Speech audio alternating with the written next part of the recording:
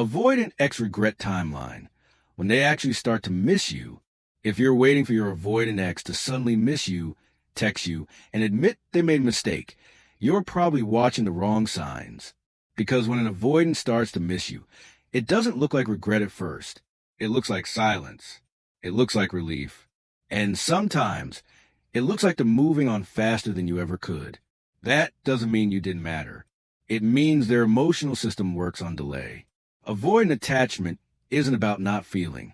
It's about not feeling safely. And when a relationship ends, their mind protects them by shutting emotions down instead of processing them. The pain doesn't disappear, it gets postponed. And postponed emotions always come back.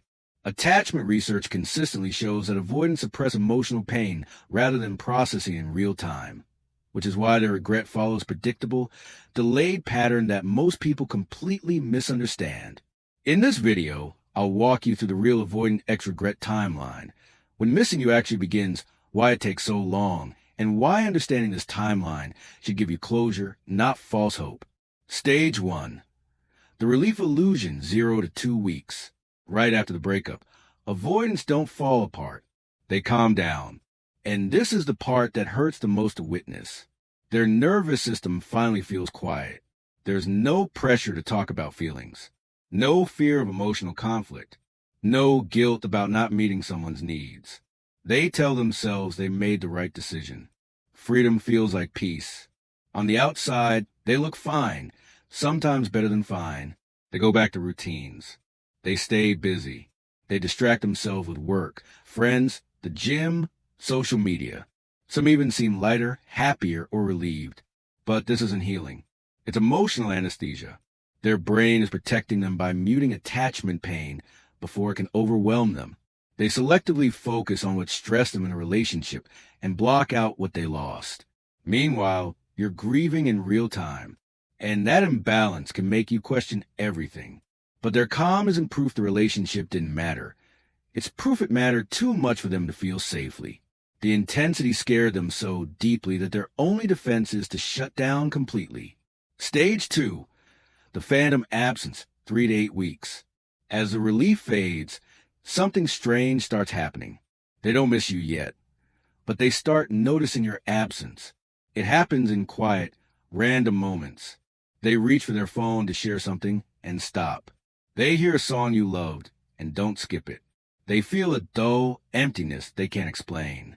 Maybe they're cooking dinner and realize they made enough for 2 out of habit.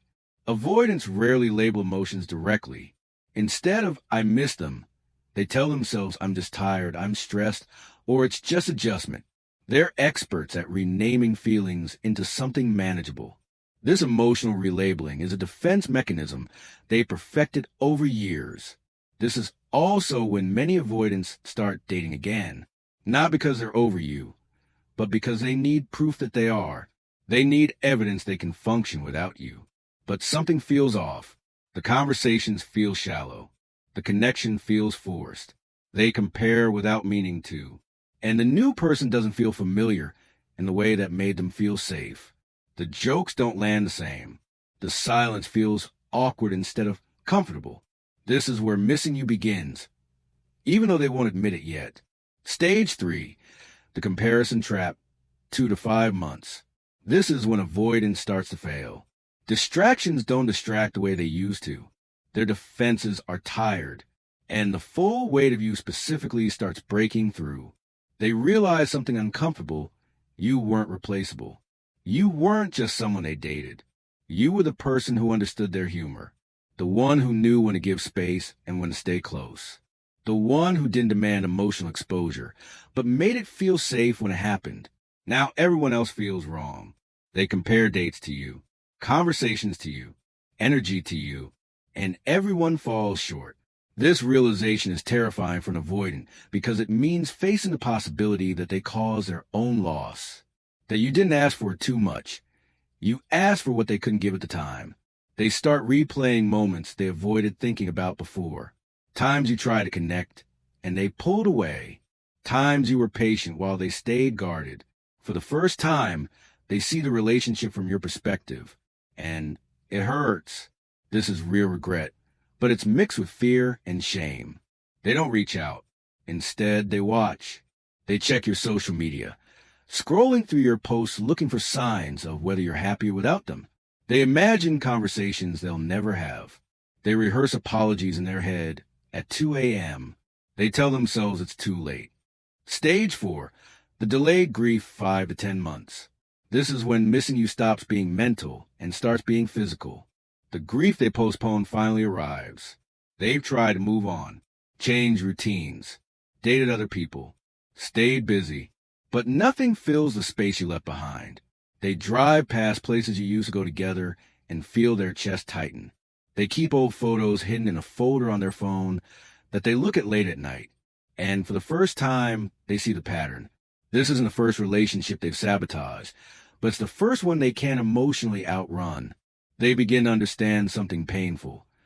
Their independence didn't protect them from pain. It guaranteed loneliness. Every previous relationship ended the same way. Them pulling away when things got too close, too real, too vulnerable. But you were different. You didn't push. You didn't demand. You simply offered consistent love, and they still ran. This is when some avoidants finally seek therapy, not to get you back, but because they can't live with themselves the same way anymore.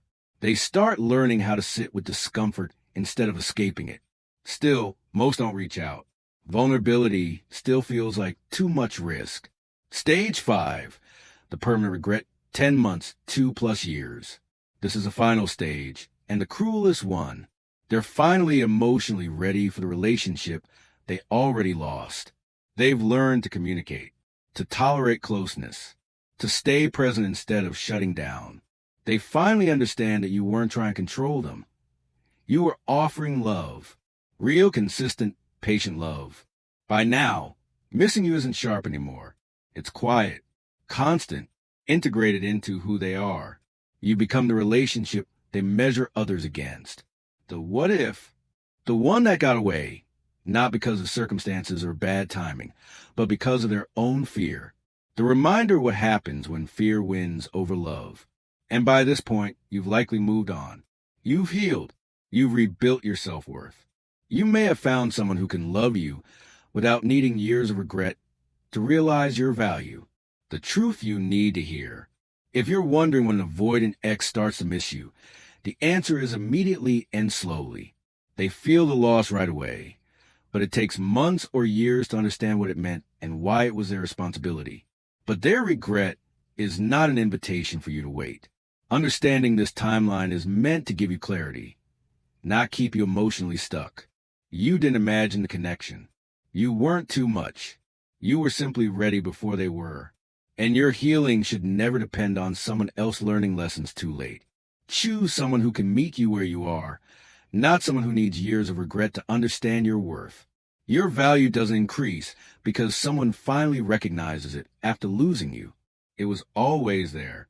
If this video helped you understand the real timeline of avoidant regret, hit that like button and subscribe for more insights on attachment styles and moving forward after a breakup.